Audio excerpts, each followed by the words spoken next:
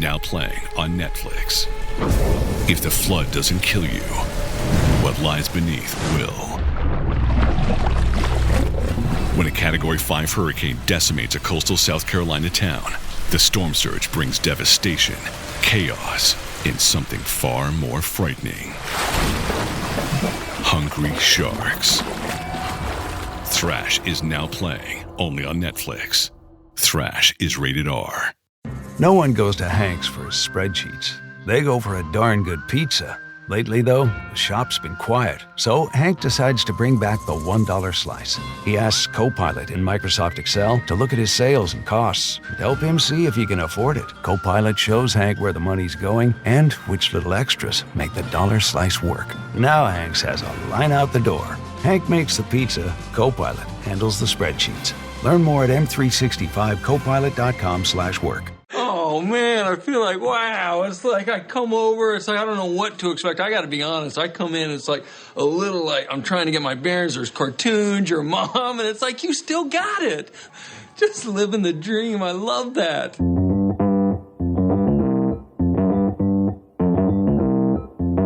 Live from Joe's mom's basement, it's the Stacking Benjamin Show.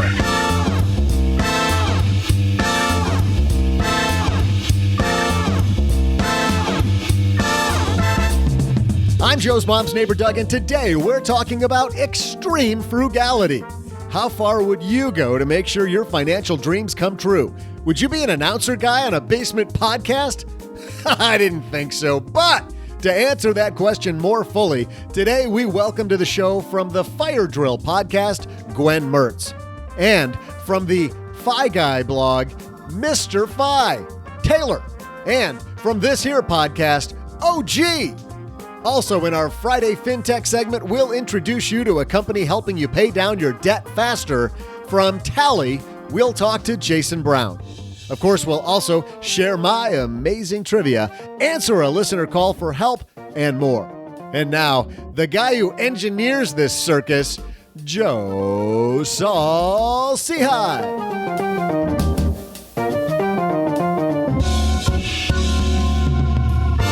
Do you engineer a circus? I didn't know the circus had an engineer, but I'll take that. Hey there, stackers. I'm Joe Saul-Sehy, Average Joe Money on Twitter. Welcome to Friday, more like Fry-yay, as we'll meet our panel, our first Fry-yay participant, all the way in, where the hell is she now? Are you in Minnesota? I think Gwen Mertz is here from the Fire Drill podcast. The land of cold and snow, Minnesota. Minnesota. Hey. Yeah, but don't you have to say Minnesota? Minnesota. I used to. The O. Our home office for the company that I worked with was in Minneapolis, and it was always fun calling those people. So there, how you doing? Good. Okay. All right. You betcha. I felt like I was calling Fargo. You know, like Fargo the movie. Your buddy, a wood chipper, then, eh? Yeah, except because it was a financial company, it was more like, hey, isn't that your buddy in the whole life insurance policy? And also, and by the way, the voice across the table from me, who I forgot to introduce, because, you know, that's what we do on the show, is my buddy and co-host OG. Oh, am I supposed to say something now? I didn't know if it was okay. Thanks for playing. Glad you're here, man. Oh, I'm happy to be here. Welcome to Friday. As always. Yes, absolutely. It's Friday. Yep. Hugh Jackman did engineer Circus, by the way. I saw the whole thing. Hugh Jackman did. Yes. Today's Hugh Jackman's birthday, by the way. Happy birthday, Hugh Jackman. Obviously. Yes. Cha. Are you guys sure that you're not talking about Michael from Uncommon Dreams? I don't know. He looks an awful lot like Hugh Jackman. And the reference is gone. I don't even know who that is. Who is that? That's over my head and under my Christmas tree. Oh, what? Wrong kind of present. We ask you to be in the present, not with presents. Oh, ambiguity. Ambiguity. Thank goodness Gwen is here. But guess who else is here, OG? From the FI Guy blog. It's our good friend Taylor. How are you, man? Good to be here. Welcome Grand back. Canyon State. Welcome back. Thanks. It's about time you got here to save the show from these two. I know. Yeah. It's about time. Save us. You're our only hope, Taylor. So, see what I can do. So, Taylor, tell everybody that missed your first appearance on the show about the blog.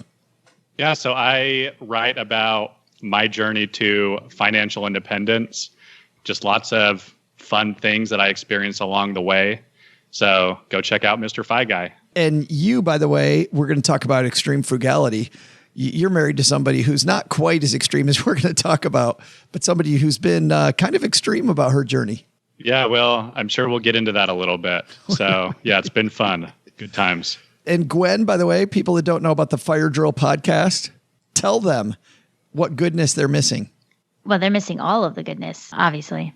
We talk about entrepreneurship and have cool people on there doing cool things like living in vans, sailing around the world, and starting really cool businesses, and some dumpster diving. Living in vans down by the river? Sometimes. Sometimes they're by the mountains, and sometimes they're by big cities. Yeah, no. The good thing about vans is that they can move anywhere in the world. How close is Minnesota to Detroit? That's like right next door, isn't it? I mean, it's a quick plane drive. Quick plane drive. Steve. Cha. Just jump in the plane and drive it down the interstate. That's what we do. Have you ever? Beep, look out, everybody! Here I come. Seriously, have you ever had those times you're taxing, especially at DFW, where you feel like you might as well be driving to Detroit from Dallas? It's a quick plane ride from Minneapolis to Detroit, but it's about a 10-hour drive. So I won't be there. I'm sorry. And Taylor, you're in Arizona, right? Yeah, I'll be there. Yeah, That's see? pretty close. That's commitment, Gwen. That is, some of us are committed, some aren't. We're headed to... Oh, but wait, did Taylor wear the Stacking Benjamins tour t-shirt to Disney? Did he? I didn't think so. I'm sure all those Disney people were like, oh, the Stacking Benjamins tour is coming to Detroit. We should totally go. Thank you, Gwen, for wearing the shirt and promoting the show. I heard they're going to shut down Disney next week for all their employees to come up to Detroit to go to it. Yeah, it could be a rumor. We don't know. But stackingbenjamins.com It is now. stackingbenjamins.com/tour for those of you in the Detroit area or close enough like Minneapolis or Arizona, people that are fairly close to Detroit to head out. Tickets are only $10. We're playing in fabulous Ferndale, Michigan, just north of Detroit at the Go Comedy Improv Theater. Tickets still on sale. Amazingly, tickets are still on sale now. So get yours. Thanks to Kansas City, by the way, this last week. We had a lot of fun. All right. Speaking of fun, we got some fun headlines right now. We're going to talk about extreme frugality. So let's get the party started. Hello, darlings. And now it's time for your favorite part of the show, our Stacking Benjamins headlines. Our first headline comes to us from Rockstar Finance. 8 extremely frugal living ideas you probably haven't considered. This is written by Melissa Blevins. I thought, Taylor, this was perfect for you because I think you've considered quite a few extreme frugality ideas. I have most definitely considered some extreme frugality items, but even some of the things on this list left me a little shocked. Yeah. Why don't we take these one by one? And in fact, let's read what Ms. Blevins writes. Extreme frugal living isn't about cutting cable from your life or turning up the thermostat to 80 in the summer. Those are pretty easy ways to be more frugal. I bet, Taylor, you already do both of those. Don't have cable. There it is. And in Minnesota, you can turn, does it even reach 80 in Minnesota? Not only does it reach 80, we went from 16 inches of snow to over 100 degrees in less than 6 weeks. That's a rumor. Fake news. Pretty Fake much news. The worst of both options there. Fake news. Welcome to Minnesota, the worst of all weather. Is The worst of everything. Is that what they post the as bumper sticker? Yeah, as you're coming into the state. Land of 10,000 lakes and also the world's crappiest weather. I say that I like living in Minnesota despite the weather. I've been in, and in fairness to Minnesotans, is that what you call yourself, Minnesotans? Minnesotans, yeah. Yeah. It's Minnesotians. Listening, I've been there twice and love the weather. Both times. Yes. Yes. Summertime is great. So Yeah, thanks for doing summertime's it. great. But if you're there anytime from Not in January. But January is not great. today, Melissa says she's talking about the extreme things the cheapest of the cheap do to save more money. I'm not a huge fan of deprivation to the point of not being able to enjoy life, but there are some benefits to frugality that many overlook. Too many people cut their lifestyle to the bare minimum while paying off debt. I want to give you something to consider before we dive in. When you start a workout program and meal plan that's super strict and deprive yourself of something you've had access to for a long time, there's a huge possibility of relapse. Personal financial success, much like fitness, is a lifestyle decision. If you're super frugal for a short time just to pay off debt, you might find yourself rewarding your good behavior after the debt is paid off. Let's go over some of these options. Number one, flush the toilets once a day. Taylor, we'll start with you. How often do you flush the toilet there at the FI guy household? In the FI household, we flush the toilet after every use. After every use. Do you think that's overkill? For me personally, no, I don't think that's overkill. And this is coming from someone that loves to save $1 whenever I can. But let's be honest, how much are you really going to save by flushing once a day? 50 cents, $1 max on the month? Gwen, I had a natural science teacher in high school who advocated exactly this. She did it for like environmental reasons. You didn't need to use all that water. And immediately we thought she was gross as all get out. Yeah, my first reaction to reading that was, okay, wow, that's disgusting. But also my aunt practiced something similar to this. They live out in the middle of nowhere, Indiana, and they have a septic tank. So their practice was, if it's yellow, let it mellow. And if it's brown, flush it down. There it is. OG's nodding.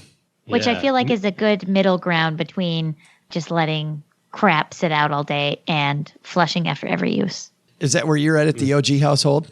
Well, I have 2 preteen boys who completely forget, apparently, to do this.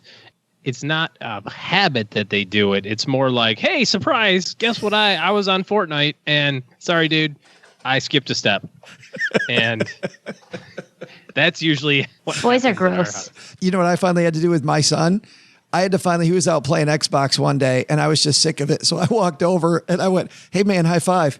That was awesome. And he's like, what, Dad? I'm like, no, seriously, it was awesome. Dude, that was amazing. He's like, what was awesome? I'm like, well, design. Well, you keep leaving your stuff in the toilet without flushing it. So I thought you're waiting for me to high five you. Like you're just so proud of it that you don't want to let it go. Put it on display. Yeah. You know what was awesome after that? He flushed every time. Okay. That's all it takes. Just this is pretty disgusring. You should well, let's go ahead and use What's the number restroom 2, Joe? appropriately. Well, our friend our friend Amanda is Miss Dumpster Doggy Blog, right? And she might think this is great, but eat expired food. What do you think, Gwen, about eating expired food? Okay, this one I'm okay with to a point because they do make them. Well, are we talking about the expiration dates or are we talking about the eat by dates? Because they are different. So if you're talking about like past the eat by date on the carton of cottage cheese or whatever, that's cool. But like if it's starting to go sour and things that aren't supposed to look like cottage cheese, I'm out. Nope, can't do it. But Taylor, what about if you're not sure? Do you just eat it and find out or? So I had a really bad experience happen to me a while ago that I used to drink right from the carton of milk. There's nothing that will traumatize you more than drinking rotten milk. So no, I don't play these games anymore. I don't ever want that to happen to me again. So as soon as it's past that date, milk is $2. I'll go get a new gallon of milk. It's okay. I'll move on. Oh, come on. Where are you buying milk for $2? My goodness. Joe, what is your feelings on coleslaw past its prime? Easy. Is that a good meal? Yeah, that's the story that will never die. And speaking of never die, I almost died. I felt like I was going to die. You really wanted to. You're like, I think I've got food poisoning, but I also drank a gallon of beer yesterday, so I'm not sure where to pin this at. I knew. I'm with everybody here. We are throwing food away, probably even the day before it expires, just to be safe. I'm not going to have expired cheese or milk or things that are not supposed to be cottage cheese. You know, normal stuff like chips and popcorn. You know, if that gets old, that just tastes bad. But it's not going to make you feel bad, right? Have you ever taken now I have done this twice in my lifetime where after Halloween, one time when I was a kid, I got the full size Three Musketeers. I was not going to eat that thing for a while. And so I saved it in my desk drawer and I opened it up sometime later and I took a big juicy bite of it and the chocolate filling was green, which I didn't think they made green chocolate filling. Life pro tip, if you want to save chocolate bars for later, stick them in the freezer, not the desk drawer. My mom would have eaten it. And then another time I was driving down, I used to stop at a gas station when I was dating my now wife on the way to her house. Like I'd fill up my gas tank and I'd drive to her house. And I'd always get a 2-pack of those Hostess cupcakes. It was dark and I'm driving down the road and I take a big bite and I'm like, I should kind of like furry or something. And I flipped the interior light onto the car and it was green and moldy all the inside. Oh, it's so bad. So, Well, there was the one time. Not buy any food at the gas station. They will kill you. How about There was the one time that I had a cold and I was eating a loaf of cinnamon raisin bread. I couldn't taste anything. So when my cold cleared up a couple days later, when I was halfway through the loaf, I realized that the raisins had started to ferment, which always explained why I felt a little funny when I went to school after eating that for breakfast. Drunk. Yeah, fermented raisins. Isn't that like you're drinking wine? You're eating wine. Pretty much. Yeah. Nice. I had the thing where I'm at a party and I go to pick up my beer and it's my buddy's spit cup. And yeah, there you go. Yeah. Oh, I saw that happen at a college brew party. That was spectacular to watch and not so spectacular to experience, I'm sure, from his part. I have never, ever hurled so quickly. Let's put it that way. Yeah. Like That's really not in the spoiled food category, though. That's just in don't the drink chew spit. Yes. That should be its own column. Right. Not even to save money. Just don't do it. Life hack. It's a life hack, Joe. Wouldn't that be great if that made this article? Reuse your chew spit.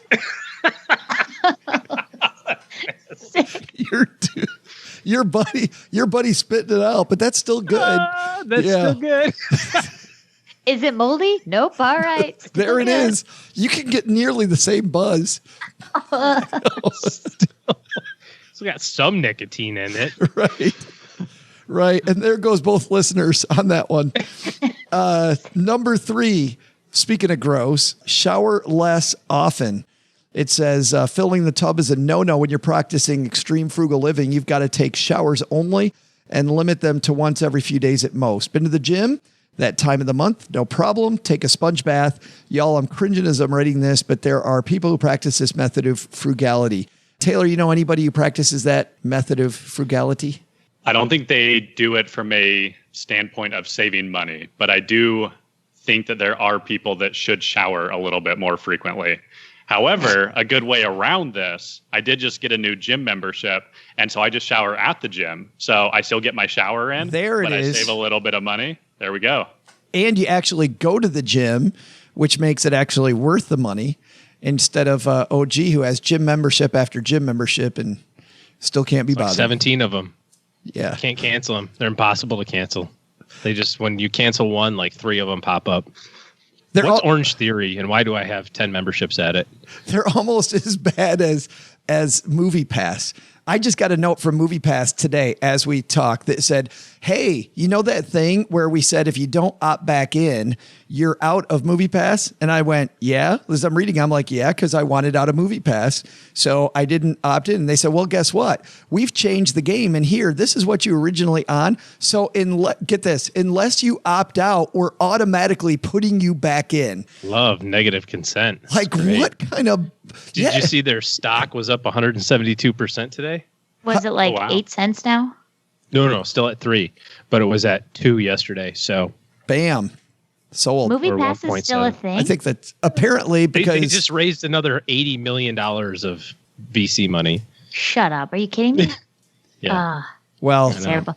Okay, so Joe, I just want to say that there's a line between frugal and cheap, and not showering until you're like truly disgusting is way past that line on the cheap side. That's gross. People should You could just get shower. a buzz cut like Joe, and then you don't have to get any shampoo ever again. I mean, now there's a frugal hack. Just chop off all your hair so your shampoo consumption goes way down. That's what Joe's doing. I chopped 9 inches off my hair, and my shampoo consumption went way down. It's fabulous. Yeah, the cool thing is nature helped me with that one. Like nature said, hey, Joe, why don't you be more frugal? We'll get rid of all that hair. We'll help. Yes. Yeah. So thank you, nature, for taking care of that. You know, I thought there's some showering less often frugality going on so people can afford some of the board game conventions I've gone to. Just saying. There's a few of them there. Most people, fantastic. A few people, yeah, not so much. Number 4, live in an RV. This one, we know people that have done this. Michelle Schroeder-Gardner, who is on our show in Orlando, she's somebody that lives in an RV. Gwen, you ever think about living in an RV? Yeah, I've thought about it, but I have a 13-pound cat, and he likes to have room to run around, and he gets a little antsy if he doesn't. So I'm going to say that's no for me. But I was like, oh, that's not weird at all. I totally know people who do that. You can't live in an RV because of you're blaming it on your cat? Like you're throwing your cat under the RV, I guess? Yeah, not under the bus. Not throwing him under the RV. I would throw him under the RV if I had to live in a bus with him because that is just too little space for that big of a cat. Taylor, I know you and your spouse must have talked about all the conversations you guys have had. You must have talked about maybe living in an RV. I don't know if it's been an RV specifically, but I've definitely considered some form of, whether it be an RV, a tiny house, or just getting like a manufactured home is the new terminology that sounds a lot better than trailer. I've definitely considered any number of those so I could just sell whatever we have equity in my house and never have another house payment. But then I like space. So throwing that one out the window. Some of these trailer parks now, to use that word, are awesome. Like you see some of these upscale trailer parks they're building now, which are totally going against the grain of the old ones. That's a whole new world. OG, there's no way you're living in an RV with the OG family. Never in a million years. Never, never, never, never, never. But we are going to take an RV trip for about a month next year. So that's about as frugal as I'm going to get with an RV. I'll probably buy a brand new RV so that I don't have to use other people's germs and stuff and then turn around and sell it at a big steep loss. So you're going to make other people use your germs after you sell your RV, but you don't want to use other people's germs, right? I don't care what they do with it after I give it back to them. Okay, that's fair. There is a middle ground here, which is rent an RV. I know. Yeah, I should rent one. No, there's a middle ground, which is just downsize your house, right? Downsize your possessions. I think that's something. I mean, we're doing that moving back to Detroit, downsizing quite a bit. And naturally, then you get rid of a lot of your stuff. You guys thought about just downsizing your life, Gwen? So you went from 100 bottles of wine to like 90, right? Right, exactly. I had to downsize a lot when I moved into my studio apartment from a 2-bedroom apartment. So I got rid of a ton of stuff, and I still have more to go, according to my boyfriend. No, it's fine. I'm fine. Not being at all passive-aggressive on a podcast. Yeah, fine. No, it's going great. Yeah. It's awesome. Yeah, no, it's cool. Taylor, you guys ever think about downsizing? Yeah, I mean, I think that's a great idea because if you have space, you're going to find a way to fill it. Even though it's just my wife and I, we're in an almost 2,100 square foot house. We found a way to do it, but we've luckily been able to do that on the cheap. So we haven't spent a lot of money on furniture. I guess the hard thing for me is it seems like there's like no middle ground. I realize that there are houses that are 1,500 square feet, but it's almost like when people want to downsize, they feel like I want to go from my current house to a tiny house or nothing in between. So I would love to have some option for a smaller house than I have right now, maybe 1,000 to 1,500 square feet that is with all of the clever nooks and crannies for storage, but more storage than a tiny house. Yeah. So I would love to find some option like that. As we speak, I have an offer in on a 1,200 square foot house, particularly for that reason. You're moving out of mom's basement? Moving out of no, that's my house, not mom's house. Oh, that's fair. Yes. Mom lives in a palatial place and we work in the basement. So whole different thing. I can't live and work in the basement. But does it look like Disney Fantasyland in the basement? I know. Did you see that? Some guy in our Facebook group, well, not the guy in our Facebook group. We showed this in our Facebook group.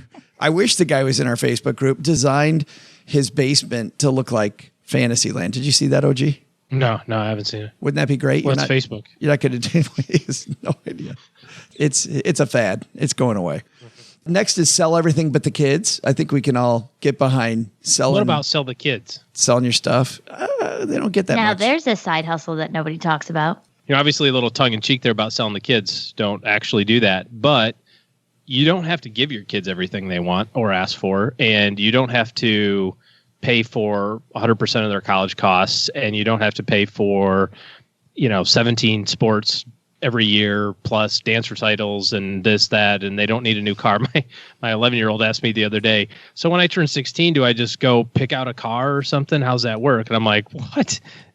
No, he's like, well, Dad, I don't want to have like the crappiest car in the school. I'm like, now actually I want you to have the crappiest car because you are so vain to think of it at 11. But there's probably a significant budget item there in terms of being more intentional about your spending when it comes to your children. Taylor, I find that that on this topic of selling everything, I find that, I don't know, more clutter equals more clutter in my brain. And the cleaner my house is, the less stuff I have now that I'm sitting here in the 3-room apartment over Uncle Jack's garage. Like, I have less stuff and it's fantastic. Yeah, I agree. I mean, this is actually very timely because about an hour ago, I sold something. So someone came by our house, bought an old Halloween costume my wife had made. She's trying to decide what we're going to be this year. She's very crafty. She made her costume last year. She decided she's never going to wear that again, listed it on Craigslist or wherever she listed it, and sold it for $20. So not a lot of money, but it was great to get a little bit of money in and get that old costume that we're never going to use out of our lives. So I think selling everything is obviously an overstatement, but there are things in your home that you can sell that is going to make your life better to not have it in there. Number 6 is grow your own. Have a garden, Gwen. I like this one. I like it too. I am 100% behind this. Although I will say that the one time that I tried to have a garden, it didn't really work out so well. My fridge grew more than my garden did. Your fridge grew. What does that mean? It means that I left food for way too long in the fridge and it started to mold. And my garden was hampered by a herd of deer that lived in my backyard. No, go back to number 2 on this list. You still eat it. It doesn't matter if it's moldy. Yeah, no. Just cut that off and still eat it. No. My roommate and I were not the best at cleaning out the fridge in a timely manner. So I think it was probably about July when we cleared out Velveeta cheese dip that we had made for the Super Bowl. The Super Bowl in 2014? Well, fortunately, it was still that year, but it was still quite a few months later. Taylor, you guys have a garden?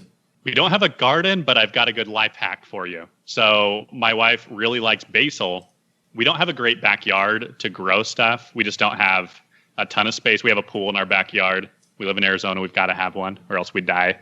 And that eats up most of the backyard. But my wife loves this basil. So, you know, those like potted basil plants you get at the store. Oh, yeah. We just got a grow light and we just keep that in our kitchen and turn on the grow light.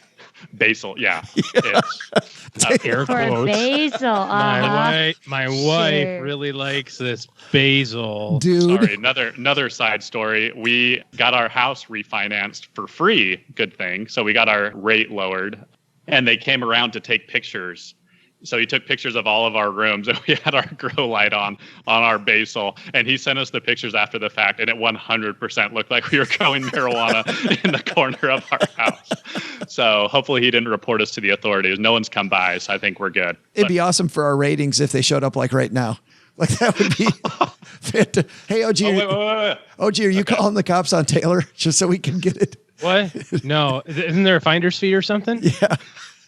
So, moral of the story, with a grow light and a $3 basil plant, we've gotten basil for 2 to 3, 4 months that'll just continue to grow as long as you're good at watering it.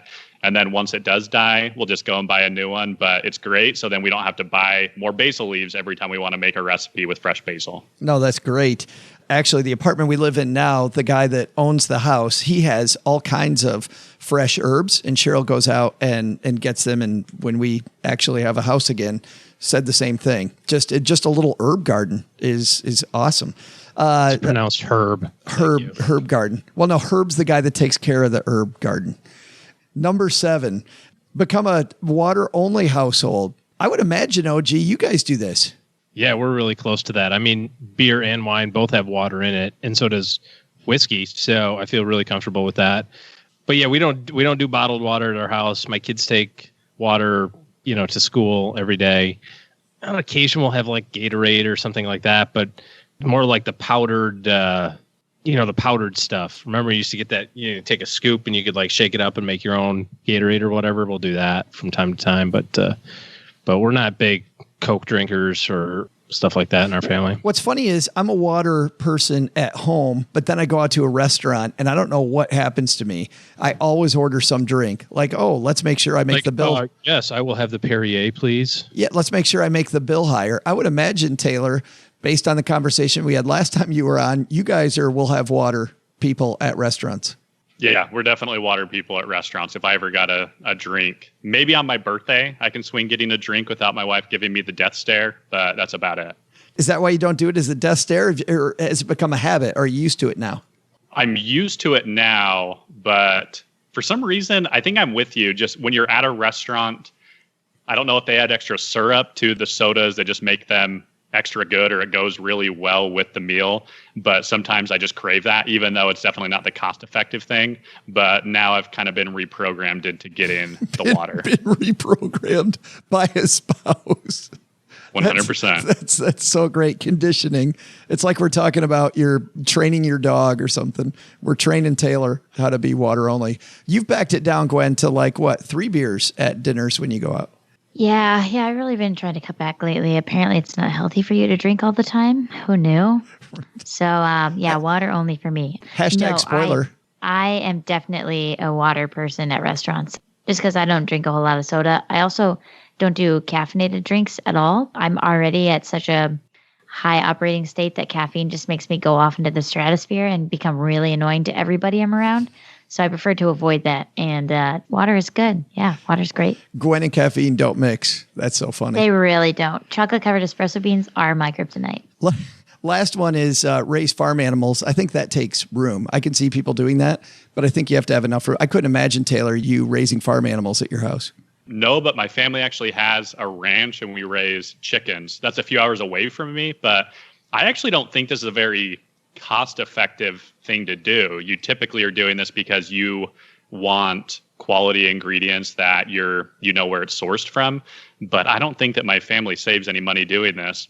They actually don't typically even butcher their own cows. They'll typically go to the store to do that. But maybe that's because they can sell them for a lot more and they'd rather sell them than butcher their own. But yeah, I think that's more of a for your health type of thing that you'd pursue, raising your own animals. It's interesting. So I'm cool with the process of raising my own animals, but when it comes to the whole killing them part, that's where I have a problem. Here's the cow that we raised by hand from being a cute little calf, and now we're just going to kill it and eat it. This has been my buddy. Delicious. This has been my buddy, and now it's tomorrow's meal. Yeah, I knew a family that raised 2 turkeys every year, and one was called Christmas and one was called Thanksgiving, and that was their names every year. But I don't think I can do that. That was the turkeys' names. They literally named them Thanksgiving and Christmas. That's so awesome. I think that going the chicken route is the best route because they're actually kind of like pets. And it's good because then in terms of being more sustainable, you don't throw away food. You can just give it to your chickens. And the chickens love my dad. Whenever my dad goes outside, he yells, "Hey, girls," because they're all girls. And they all run over to him. He dumps the leftovers out and they just eat it. And so not as much stuff goes to waste. And we get nice farm fresh eggs that are much more healthy, I'm sure, than from the farm. And you don't have to butcher any of them. It only gets awkward after you guys go to KFC. No, probably not a good thing because those are not separate. They're the same thing, but you separate them in your mind. Right. We will link to this in our show notes page at stackingbenjamins.com if you want to see all this extreme frugality. Our second headline today, we're not going to participate in. Actually, we have a very special segment for you. We call this Deep Thoughts with Doug.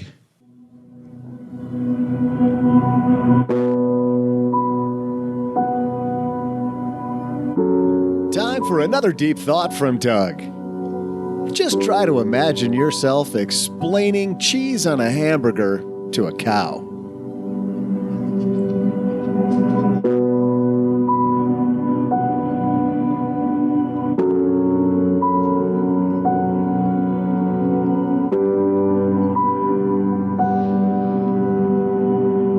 It's always the 8 seconds of music after that gets me on his production. How would you explain cheese to a cow, Taylor? Cheese on a hamburger to a cow. Well, if you take what's inside of you and you add a little cheese to it, it makes it a lot more delicious. It makes it a punch. And there you have it.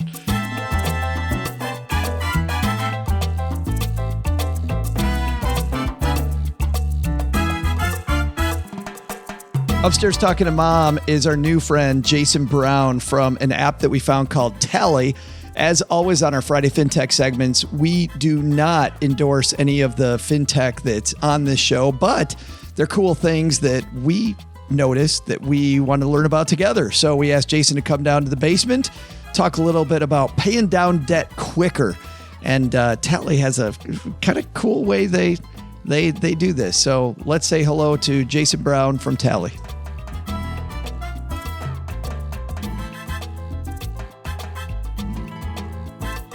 And coming down the stairs, our new good friend, Jason Brown from Tally. How are you, man? I'm doing great. How about you, Joe? Well, I'm glad that you're here because this idea of paying down debt quickly is a pain, as you know, for a lot of our listeners. Why did you guys decide to make Tally? Was it something in your own life, or did you see an opportunity in the market? Yeah, I actually grew up quite anxious about money. My family really struggled, especially in the early years of my life. I mean, there was even one Christmas, I think I was 5 or 6, when my parents couldn't afford any Christmas gifts. And even though, I've been fortunate to have a good education and have a much more stable financial life than them, that anxiety really stuck with me. And when I met my co-founder Jasper at business school, we met at University of Chicago Booth School of Business. It was interesting because I had this anxiety that had stayed with me, and he had actually been auditing banks for PricewaterhouseCoopers. So he saw how broken the system was. And we realized that if we joined forces, we could build an amazing product to really help people tackle credit card debt. And credit card debt now is higher than ever. Do you think that we're addicted to consumerism, or do you think that we just don't understand how to get ourselves out of debt? Credit cards are pretty amazing. I mean, they give you all the points and rewards, and they're convenient, but they're also a bit unwieldy, and there's a lot of bad things that can happen. And so our thought was, hey, what if we build a technology that can allow people to get the benefits of credit cards without the burden? That's what we built Tally for, is to really allow people to continue getting those benefits without having the high cost of fees and interest and racking up debt. Well, let's dig into Tally then, man. How does it work? Do I download an app? Do I go to a website? What do I do? Yeah, well, Tally's an app. It's the first automated debt manager. What that means is Tally determines the smartest and the fastest way to pay down your debt, and then it actually does the work for you. So yeah, you go to the App Store, free to download. You actually scan in your credit cards, and then you pass a quick soft credit check. From there, Tally, in about 6 seconds, it figures out how it can start saving you money and making your life easier, and it gets to work for you. What does that mean? You figure out how you can make my life easier for me? You find somebody to pay my bills for me? Well, Tally actually manages paying all your bills for you. Because by the way, not to cut you off, that would be my favorite app. If you created that one, that would be my favorite app. I'll work on that. Call me back next October. I'll have it for you. I'm sorry, but how does it work? Yeah. Yeah. So the 3 main benefits of Tally are, first, it gets you a lower interest rate. So if you're paying interest on your cards, it saves you money on interest. Second is it guarantees you're never going to pay a credit card late fee again. So there are $12 billion of credit card late fees every year in this country. And Tally takes that away because we take responsibility for paying all your cards at the right time. And as a side note, Tally does not charge any fees or any penalties of any kind. So it really takes that stress away. And finally, the way that our algorithms work is we actually do the hard work of paying down your debt faster. So the way that we pay your cards makes it so that we get you out of debt. On average, we can shave 12 to 15 years off of the time it takes to get out of debt just by the way we're managing the cards on your behalf. Wow, you just gave me 50 million more questions. So I keep my credit cards, or once we scan them in, are my credit cards gone? No, you keep your cards. So you scan in your cards and you can continue getting your points and your frequent flyer miles. So nothing changes on that side. But Tally now takes the responsibility for paying all your cards for you, and you pay Tally. So we're really separating the burden of credit cards from the benefits. How often do payments go from me to Tally? So you only pay Tally once a month. But Tally is paying your cards as often as multiple times a week. It just depends on what is mathematically the optimal way to save you money. So Tally's algorithms are always working and every day looking for a way to make you better off. And it's based on your income, your spending, your debt, based on all those factors. But for you, you just pay Tally once a month. And if you think about most finance apps, they have all these charts and graphs and data. They're kind of overwhelming. Tally's home screen is actually the picture of somebody sitting, drinking a cup of coffee with their feet on the table. So literally, unless it's time to pay Tally, there's nothing to do because Tally's doing all the hard work for you. That's awesome. And do you alert me that it's time to put money into Tally, or is it an automatic transaction? So we alert you and we say, hey, this is Joe. This is what we recommend that you pay. And we actually have this cool feature called Tally Advisor. It's a way for you to set a goal of the date that you want to be out of credit card debt. So it's similar to like a retirement date.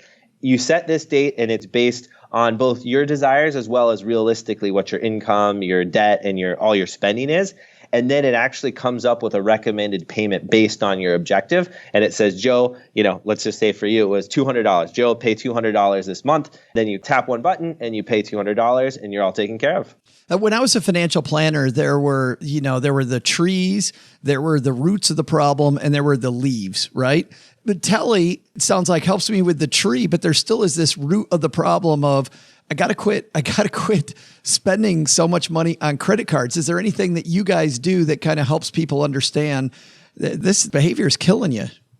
You know what? We've tested a lot of features, and the most powerful way to curb spending is actually get somebody to commit more of their income to paying towards the revolving debt. Because what we found is when we get them to double, triple, quadruple what they pay on a monthly basis to their cards, it automatically, we see that their spending drops as well. So one of the nice things is that since we're doing all the math, figuring out what you should pay based on your income, your spending, and your debt, we're effectively getting down to those roots by just getting you to commit more to pay every month. I think that's so cool. Dave Ramsey's group, I'm sure I'm not the first person to say this to you. Dave Ramsey's group looks at things and has said that a suboptimal way to pay debt is the debt snowball. But the reason is because you get these little wins. What do you guys do to give people some wins so that they stay with the program? Yeah, so actually, Tally, we think about emotional design, and just a couple points. So when you're signing up and Tally figures out how much it can save you, it actually shoots a bunch of confetti and the phone vibrates. So it gives you that haptic feedback of good job. And then every time you make your recommended payment, it gives you confetti and it gives you encouragement along the way. On the flip side, when people, let's say they have a detour and they actually slip backwards, which happens a lot, right? Your car breaks down or whatever. Since the algorithms are dynamic, they're constantly updating based on your current situation. So we're trying to get you to your goal, but we're always keeping it realistic and we're cheering you along the way. So it's just important for it to be positive. And even when there's a setback, we already have the plan in place to get you back on track to where you want to be. Earlier in the interview, you said there's no fee for Tally. So if there's no fee, how do you guys make money? We have actually a really traditional business model. So like any lender, we make money by charging interest. But what's unique about Tally is we only make money if we are saving you money on the interest on your card. So the only time we would ever charge you an interest rate is if it's lower than your cards. So effectively what we do is we are borrowing money in bulk from banks, and we're actually passing on those bulk savings on to our customers. And that way we're completely aligned with them. So when we're moving your balances over to Tally, they're only getting moved over at the lower rate. And in almost all cases, Tally's rate is lower than what you're paying on your cards, with the exception of oftentimes people will have, let's say, a promotional rate, 0% APR for 6 months. Our algorithms are smart and we let you benefit from that and we leave those on your cards. And then we're plowing as much money as we can into your high APRs until that promotional rate expires. And then we move the balances over. So we're always making sure that we're only ever making money when we're directly saving you money. Everybody, Jason, is worried about security. Obviously, you have all of our listeners, assuming that they all go out and use it immediately, which you would absolutely love. But assuming they all use it, how do you make sure everybody's credit card data stays safe with Tally? So for us, keeping our customers' data safe is our number one priority. We take security very seriously. So we actually built our technology from the ground up so that we could have security as a primary foundational architecture of the way that we built our systems. We transmit everything over secure SSL encryption, and we actually never store any bank usernames or any passwords, and we never store any sensitive information on the device. So customers can rest assured that we have actually thought of security from the very start of building this technology. Wow. And it's available on Android devices and on Apple devices. That's correct. That's fantastic. Well, I'm sure you guys are just sitting around with your feet up. No, I'm kidding. I'm sure there's other stuff you're working on. What's next for Tally? You know, our vision and the reason why we started this company is to fully automate your entire financial life. So our belief is that the best way to live a full life where you don't have to worry about money and you can focus on what you love is if you have really smart computers that are doing the bean counting for you every second of every day, and they're taking action for you whenever they can make you better off. So we started with credit card debt because it's this big $1 trillion, really widespread unsolved problem. But our end objective is to fully automate your entire financial life. So my co-founder, our head of product, would kill me if I spilled the beans on what's next. But I can say that we're working to bring that automation to every aspect of your financial life. I was just thinking, I know you can't say, well, nobody listens to the show, so you can just nod your head. But but I can imagine it with, we tell everybody about, more optimal strategies to pay your mortgage, pay your cars off. I mean, I can imagine that all over the place. And you're not going to agree with me, are you? I'm going to say you need a job. Why don't you come here to San Francisco and join our product team? Mom would love to get us out of the basement, man, but we can't do that. But well, I'm going to go back upstairs and talk to your mom, have her kick you out. Then you won't have a choice. Yeah. Hey, thanks a ton for being with us. By the way, it's at meettally.com. That's correct. Meettally.com, or just search Tally in either Android or Apple App Store. Awesome. Jason Brown, thanks for hanging out with us for a few minutes. What a great product. Congratulations. All right. Thanks, Joe. Hey there, trivia nerds. I'm Joe's mom's neighbor, Doug. And looking through today's list of birthdays, I noticed today is my good friend Hugh Jackman's birthday. That guy and I have a ton in common, right? I mean, he's ruggedly handsome, like moi. He played Wolverine on X-Men. I'm a huge trivia pro who carries this podcast. That's pretty much the same thing. It's incredible. But here's a question. In what year on this day was Hugh Jackman born?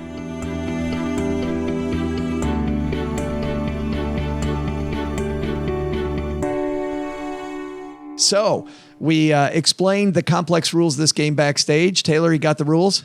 Got it. Yes. And then Gwen got the rules?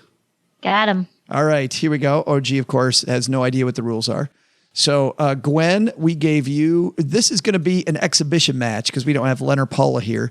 If we had one guest today instead of two, we would call this the real thing. But so this is the game where we're just playing for pride. All right. Here's what we're going to do. We're going to give you a 30% higher paycheck if you win.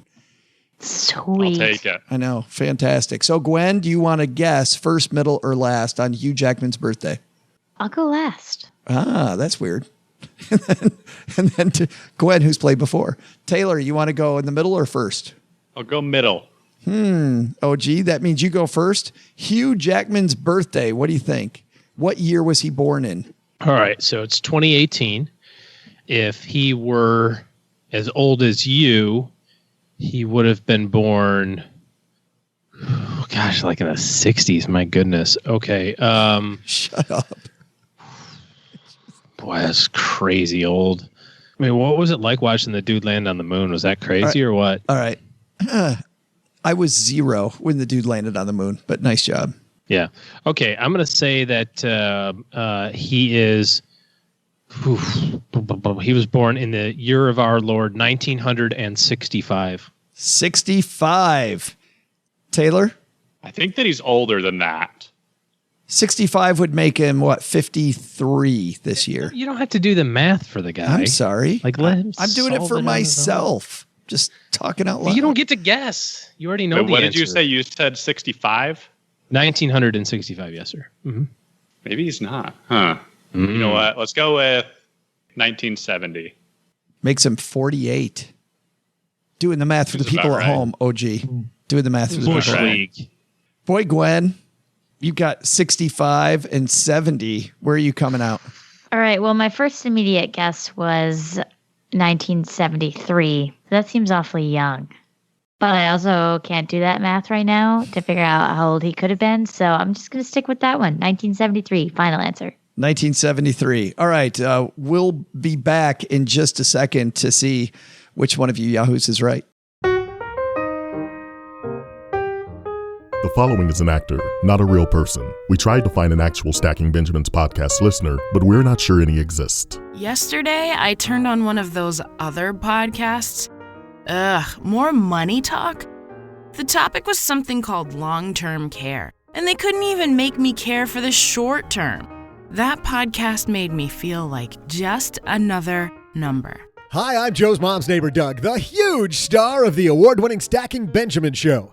Are you tired of podcasts that blabber on about money? Are you confused about all this IRA, SEPP, 72T, and fiduciary talk? At Stacking Benjamins, you're not just another number to us. Heck, if you actually listen, you're the only number. That's why we barely ever talk about money. Better yet, we treat you like family.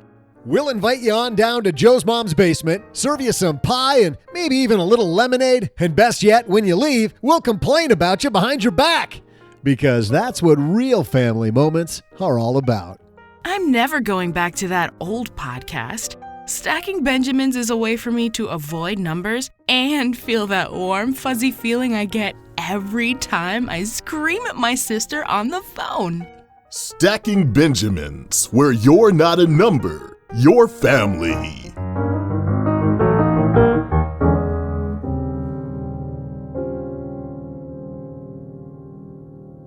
OG 1965. Feeling good about that? I feel very mediocre about it. Yep. Taylor, feel like you're in the driver's seat?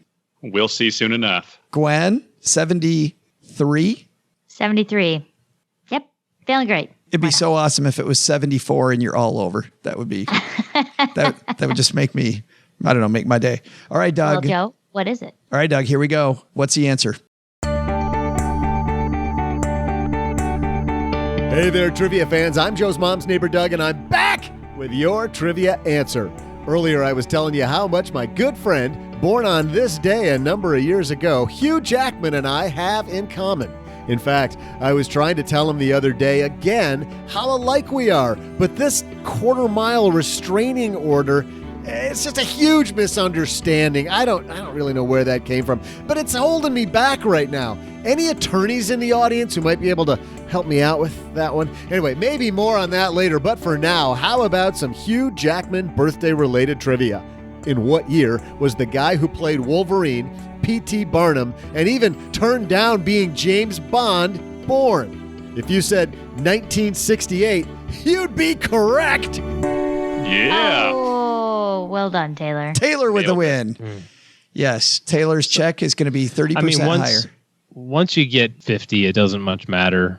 It's all over the hill from there, right? You're basically in the grave already. You guys are killing me. 1 foot in, 1 foot out. Thanks. With friends like you three, I appreciate that. That's so good. Oh, no. Looks like somebody called a wrong number. Somebody asked us for help, guys. We got to help out one of our listeners.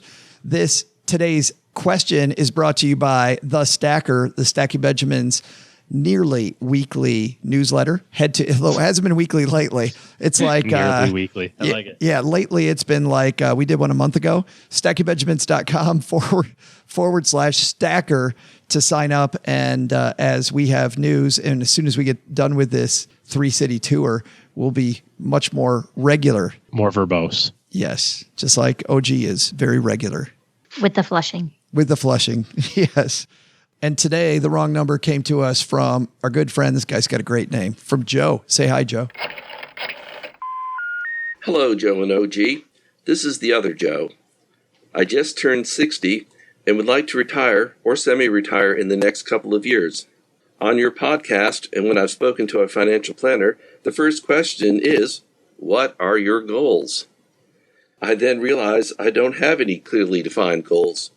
My question is, what resources are available to help a person nearing retirement to define their goals? By the way, love the show. Thanks a lot, Joe. Thanks for the question. Man, this is a interesting question. We'll start, Taylor, with you. When you hear Joe asking, how do you find out about goals? Where do you look? Yeah, this is an interesting question coming my way, considering he's literally 30 years my senior. So I turned 30 in like a week. So this is a little bit removed from what I'm looking at, but I am pursuing financial independence at a very early age. So I guess some of this is relevant. The thing that I think about here, not as much in terms of resources, but more, what does he care about? What types of things does he want to center his life around? An interesting thought exercise that I encourage people to do. I had a post that just kind of talked about this, that I think it's important for people to think about what are 10 things that make you happy on a monthly basis.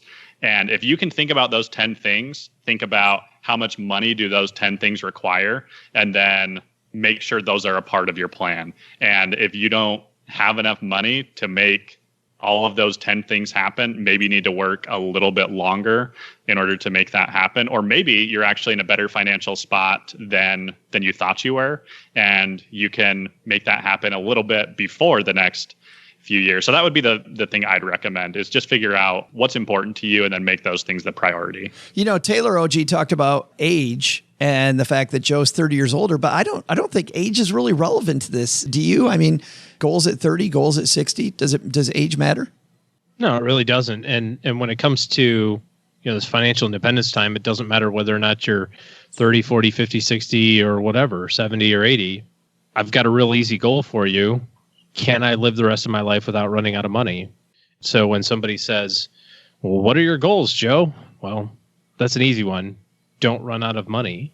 And so there's a couple of things that you can think about. Well, we don't know how long you're going to live. I like to use age 100. I think, frankly, that we should probably start using 110 or 120 pretty soon, just because of life expectancy. And then the next question that comes up is, well, I don't know how much money I should plan on spending in retirement. And my question always back is, do you anticipate that you'd like your lifestyle to be the same, or do you plan on taking a big giant pay cut next week if you retire in a week? The vast majority of people say, well, no, I think I'll replace commuting with maybe a little personal travel, or I might not go out to eat as much for lunch with my colleagues, but maybe I'll go out to dinner more with my spouse, and it kind of all washes. Now, there's other big things, like the mortgage or whatever that gets paid off, and that can maybe reduce your budget a little bit. But at the end of the day, I've really not known anybody who says, I can't wait to stop working and making money so I can turn around and, live a much more Spartan lifestyle. Like, most people want to have a very similar type experience from one day to the next. And so that gives you your starting point. Gwen, what was your first thought when you heard Joe's question?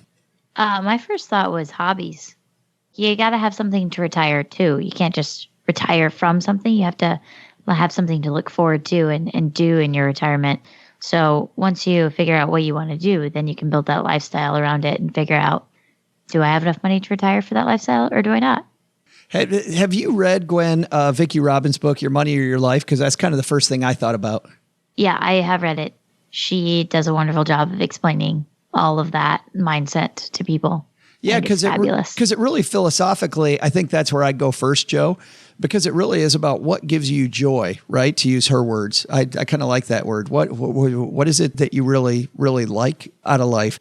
I just think that I see too many people, they retire if Joe's 60, retires at 62. I see too many people then, pass away at 65, and I don't have any medical proof, but I got to believe it's just because you didn't have anything to look forward to anymore, So exploring what gives you joy. OG, I think for you, it's probably no kids at home for maybe 1 or 2 days? Dude, I'd like my kids a whole bunch. What are you making me out to be some kind of monster? No. I was going to say beer and golf, but Beer. I do like both of those things. Yes. Gwen, speak my language. Yeah. I got you. I wanted to ask you guys about your goals. Taylor, you think about your goals. How firm are your goals? I don't think I have super firm goals. I think that my wife and I were just trying to save as much as possible so that we can put ourselves in a good position. If that means that we're financially independent when I turn 35 or 40, then great, we'll take that. But right now we're just trying to save as much as we can. I think we're right about the 70% rate between the two of us. So again, I don't know what that necessarily equates to, other than giving us flexibility that once I have a little bit more vision, I can make some more. I'll have flexibility to make some decisions. Do you agree with OG then now? Or are you kind of looking at that lifestyle? You kind of want to see if you can live the same lifestyle you're living today without going to work?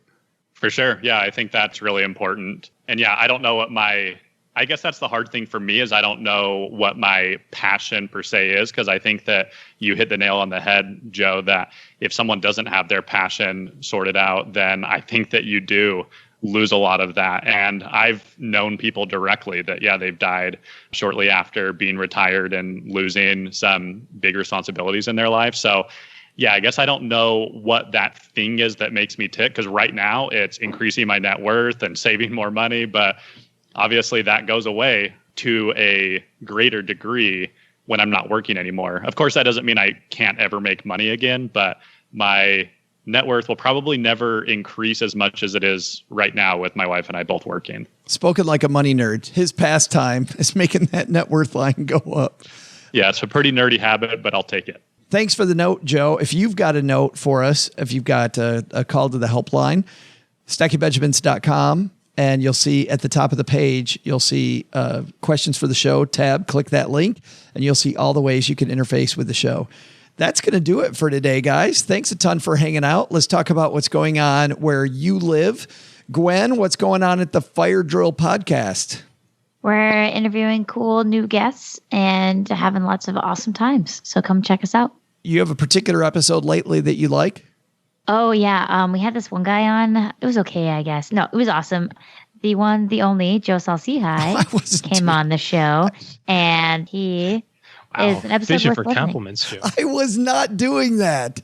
I thought she was going to. That you can talk about how great my episode was. Yes, yes. If you could, actually, that was a straight to YouTube episode, so you can check it out on our Fire Drill Podcast YouTube channel. That's right. I'm the straight to video guy. We didn't even stop at the podcast. Video. There's no. That's coming soon to VHS and DVD. American Pie 7. Right. Direct to DVD. Right. I'm Cinderella 2, Tinkerbell's Adventure.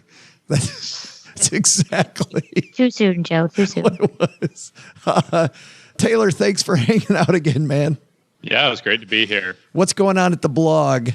Yeah, so what I've got going on, I just had a post about focusing on your circle of control, but I also had a pretty big life change recently. I switched from a Fortune 50 company to a 4-person startup where I'm working from home and all of us are remote employees. So there will be some more talks on that and just following your passion today and not waiting for 20 years to do what you really want to do. Find a way to facilitate what you want to do today. That's awesome. Are you enjoying the change? So far, I've loved it. Yeah, I think I've become more of an introvert as time has gone on. So I haven't gotten cabin fever just yet, but it's also only been about 2 months. So maybe ask me in 6 months to a year whether or not I have cabin fever. But I really like being productive and getting stuff done. And when I'm not working, I don't work, rather than I had to sit at my cubicle and pretend like I was working for 8 hours a day. Yeah. So I've loved that change. Soul crushing. Yep. I like that. I like that too. It's why I like working for myself. That's at MrFIGuy.com. OG, what's up with you, man? I was just going to say, wait until you have to go out to like Panera for coffee or something. And you're like, what are all these people doing? Why are they looking at me? And then you realize it's because you're wearing like gym shorts and a ratty t-shirt and your head on backward. And like, you know, you're like, oh, how does that's this guy right. even have money? That's right. Exactly. Yeah, totally. You're like the car, you need to put air in your tires every time you go for a drive because you never go anywhere. So the tires are just flat sitting in the garage. Like, that's completely me with the that's me with totally the Trailblazer right now. Absolutely is. Yep. Absolutely. Yeah, totally is. Oh, what's going on over here? Well, we just wrapped up a half a week of gluttony in Kansas City. Love me some barbecue. Headed to Detroit in a week. So we got that going. Things are coming to a conclusion. So my business year is coming to a close. I'm not going to have any focus days after November the 15th. Obviously still work and have some buffer days in there, but nobody likes to talk about money in December anyway. So it works out pretty good. Awesome. Wrapping it up. That's a good feeling, isn't it? Well, kind of, except then you look at the calendar for 2019, you go, oh, I have to do this all over again. Right. And that's the way it goes. Get to do it all over again is what I meant to say. Yeah, right. All right, that's going to do it for today. Doug, tell us what we should have learned today. So, what did we learn today? First, looking for frugal ideas? Maybe paying attention to expiration dates will help elongate your own expiration date. But beyond that, cutting things not important to your own personal happiness is a great place to start. Ask yourself the Vicki Robin question from the book Your Money or Your Life. How much joy does that thing you're buying bring you? If it's not that much, dump it. Also, take some advice from Jason at Tally. Line up your debts and knock them down by controlling your interest rates and paying early on as many as possible. You'll be out of debt in no time. But the big lesson? Don't crack the huge act man joke around your buddy Hugh Jackman. Yeah, he doesn't think it's that funny either. Trust me. Special thanks to Mr. Fi Guy Taylor for joining us today. You'll find him at the Mr. Fi Guy blog. Thanks also to Gwen Mertz for joining us. You'll find Gwen at the Fire Drill podcast, wherever you're listening to us right now. Miss those names, or maybe I just butchered them beyond all recognition? Hey, we got you covered. Go check out our show notes at stackingbenjamins.com. This show was created by Joe Salsihai, produced by Richie Rutter-Reese, and engineered by the amazing Steve Stewart. Online, visit us on Twitter at SBenjaminsCast or on our Facebook page. I'm Joe's mom's neighbor, Doug, and I just noticed it's just as dark and damp down here as Joe's soul. SB Podcasts may receive payment on the show from sponsors and guests in the form of books, giveaway items, discounts, or other remuneration. There's no way you would take advice from these dorks, but like Joe's mom always says, don't take advice from people you don't know. This show is for entertainment purposes only, and before making any financial moves, consult with a real financial advisor.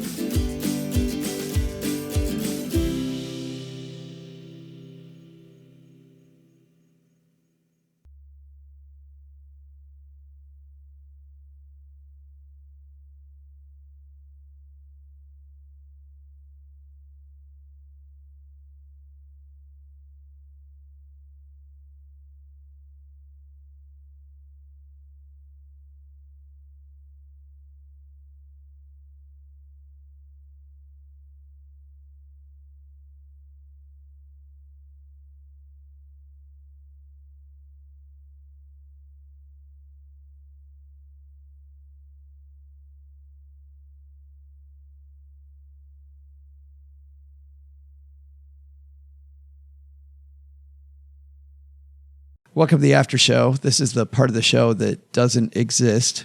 What happens in the after show stays in the after show. I love this idea about extreme grossness and extreme habits.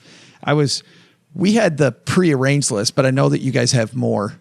You certainly have some extreme habits you've seen people practice that make you go, Gwen, do you got one of those? I think I draw the line firmly in the sand for me at reusable pads. Do you know They're somebody? fabric. But do you know somebody who did that? Yes. You do? She sells them on Facebook. They're very cute prints, but I can't. No, can't. Got to do the reusable stuff or the disposable Such an stuff. Awkward conversation. Yeah, It really is, but that's my line in the sand. No Well, reusable pads. That's OG's line in the sand too, by the way. Well, he has 2 boys, so he doesn't have to have that conversation. That is. And a daughter. He does have a daughter also. Oh, okay. Scratch that out. Never mind. I didn't know that. Yeah. Sorry, I don't know everything about your life. Good luck with that combo. That's what Mrs. OG's for. I have no responsibility at all for my children, so it works out. Yeah. Taylor? Yeah, I'm trying to think of totally outlandish things people do to save money. And I mean, going off on that thread, I have a friend that they did the whole reusable diaper thing. So made them themselves out of fabric. And I get that that's probably more socially acceptable, but still nothing I am interested in doing. Just don't want to go down that route. Yeah. When I was a kid, that was the present my grandparents got for the families when they had babies. So I was the 4th of 19 grandchildren from my grandparents. So I saw lots of other cousins be born. And the big thing was, you got diaper service. And I have very distinct memories of my mom in her bathrobe when my brother or sister was born, screaming, "The diaper man is here! The diaper man!" And we have to haul down these, you keep it in a big pail, the diaper pail. And you took the solids out. But that's a diaper service. I think Taylor's just talking about doing it themselves, though. Are you talking about? Yeah, they do it themselves. I mean, they made the diapers and then they washed them themselves. And washed them. Yeah. No bum genius for them. Right. Yeah. The diaper genie. I stayed at a Hampton Inn once. That was kind of slumming it. I remember. Says the guy who routinely stays at JW Marriott. I was like, my upgrade didn't clear on American one time, and I'm like, well, this is how the other half lives. This is really trying to dial it back here. That sound you hear in the background is me playing the smallest violin. Wah, wah, wah. Yeah. I remember that one time when I was at the Ritz and they wouldn't. I'm just kidding. Press the button on the coffee service at the Four Seasons, and they're like, "Sir, we're out of coffee," and I'm like, "This is so." Tragedy strikes. My Uncle Dick is the cheapest dude in our family. He is easily the cheapest dude in our family. All right, that totally sounds like So I got a funny joke. No. No. Really? No. My dad's name is Richard. My grandma used to call him Little Dicky Boy. Yeah. Yeah. Yep. So my Uncle Eddie tells this story very well. He and my aunt and my Uncle Dick and Aunt Ruth went together to northern Michigan and around Michigan to look at lighthouses. And they're on their way north, and my Uncle Eddie says they're on their way going through this town, going into, I think, Big Rapids, Michigan, for those people that live there. There's like a big boy restaurant, some like family restaurant, like a Shoney's or kind of thing. And my Uncle Dick goes, talk about being frugal. Yes. Shoney's, stop it. My Uncle Dick says, hey, I'd rather go hungry. My Uncle Dick says, hey, well, there goes the Shoney sponsorship now, man. Thank you. Yeah, that's all We're right. going after that big Shoney's money, and now you blew it. Hey, I couldn't tell whether or not I was having pudding or gravy at one point. So exactly. That's so. I'm sorry, Shoney's. Direct your hate mail to Gwen at thefiredrillpodcast.com. But my Uncle Dick says, hey, you guys want to stop up here at the restaurant for lunch? My Uncle Eddie's like, sure, sounds good. So they pull into a parking space, park the car. My Uncle Eddie says, he and my Aunt Sue get out of the car, start walking across the parking lot. All of a sudden realize my Uncle Dick and Aunt Ruth aren't with him, and turns around, and my Uncle Dick got the trunk of the car open, and he's pulling out bread and stuff. And he goes, what are you doing? And my Uncle Dick, who suggested they stop, said, oh, no, you guys go in. We're gonna have sandwiches out here in the parking lot.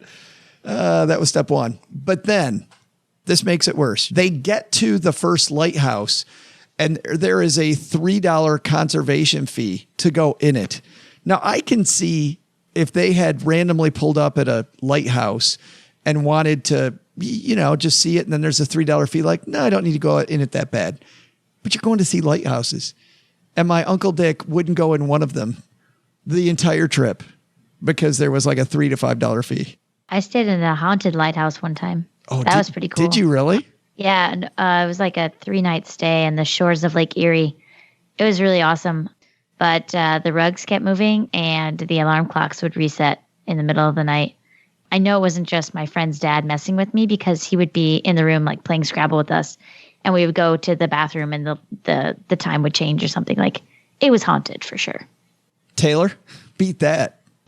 I can't beat that, but I can say when you talked about bringing your own food, it made me think of another one of my buddies. I mean, we're those people that we bring food into Disney. Like when we go, like we'll bring sandwiches and trail mix and stuff like that. Who doesn't? But I think probably most people do. But we went to Disney World last year, and I don't think we bought any food in the park because we just had enough of our own stuff. We weren't trying to do it. We just weren't as hungry as we thought we were going to be. Yeah. But a buddy of mine, they brought like canned beans and like can openers, and that's what they ate in Disney. And it sounds disgusting and horrible. So yeah, all canned food and can openers. You got to be kidding me! Like they're sitting on a bench they're sitting on a bench on Main Street, and they're opening up a can of And I believe even in their hotel rooms, like they brought enough to eat that when they were in their hotel. So my brother-in-law and sister invited me along to hang out with the kids when they went to Kalahari, an indoor water park. For those who don't know what Kalahari is, they brought in enough food. We didn't eat out once. We ate in the hotel room, and he brought along a crock pot. We had ribs. We had sandwiches. So we ate well. You ate very well. That's good. That's not canned beans. So. I can see that in a place like Kalahari, because I haven't been to Kalahari, but I've been to Great Wolf Lodge, and that food is okay, but not great. Like if you could do better, some of those Disney restaurants, though, are fantastic. So good. I have no regrets about eating my way around the world at Epcot last night. Oh, so amazing. I did it a couple days ago, and it was incredible. And I kept my dinner reservation afterwards, and we shouldn't have, because we weren't even hungry. We're like, what the hell are we doing keeping this reservation? I think they were going to charge us $10 because we set up the thing ahead of time. But we got there, and I don't know, we managed to choke down a shepherd's pie, and it was pretty good. And our waiter was phenomenal. Our waiter was just great. And you got to see the fireworks. And we actually left before the fireworks. What is wrong with you? I've seen them 67,000 times. We decided to beat the rush. Look at me, I'm Mr. Joe and fancy. I've been Disney all the time. Okay, well, it was my first time at Disney, so I watched the crap out of those fireworks. They are amazing. And the light show. No, they're amazing. But I just been to this conference that you wouldn't know anything about called FinCon, and I was exhausted. And so we said, no, we got to go. Yeah, not only did I attend all the days of FinCon, I went to Disney for 3 days afterwards. Because I living the like dream. to torture myself. You do. And on that note, we're not going to torture our audience anymore. We're going to let them go.